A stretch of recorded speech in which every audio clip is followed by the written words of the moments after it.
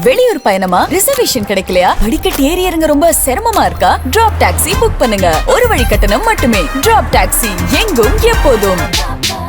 தற்போது வந்துள்ள அண்மை செய்தி.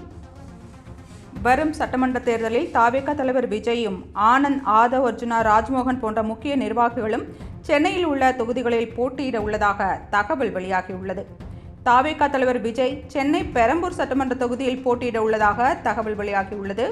தாவேகா பொதுச் செயலாளர் ஆனந்த் தீநகர் தொகுதியிலும், தாவேகா தேர்தல் மேலாண்மை பொதுச் செயலாளர் ஆதவ் அர்ஜுனா வில்லிவாக்கம் தொகுதியிலும், தாவேகா துணை பொதுச் செயலாளர் ராஜ்மோகன் சென்னை எழும்பூர் தொகுதியிலும் போட்டியிட உள்ளதாக தகவல் வெளியாகியுள்ளது. தாவேகா பொருளாளர் வெங்கட்ராமன் மயிலாப்பூர் தொகுதியிலும், முன்னாள் எம்எல்ஏ ஜேசிடி பிரபாகர் அம்பத்தூர் தொகுதியிலும், சென்னை புறநகர் மாவட்ட செயலாளர் ECR சரவணன் ஆலந்தூர் தொகுதியிலும் போட்டியிட உள்ளதாக தகவல் வெளியாகியுள்ளது. திமுகவின் கோட்டையாக பார்க்கப்படும் சென்னையில் தாவேகாவின் முன்னணி நிர்வாகிகள் அனைவரும் போட்டியிட திட்டமிட்டுள்ளது திமுகவுக்கு அழுத்தத்தை ஏற்படுத்தலாம் என்று எதிர்பார்க்கப்படுகிறது.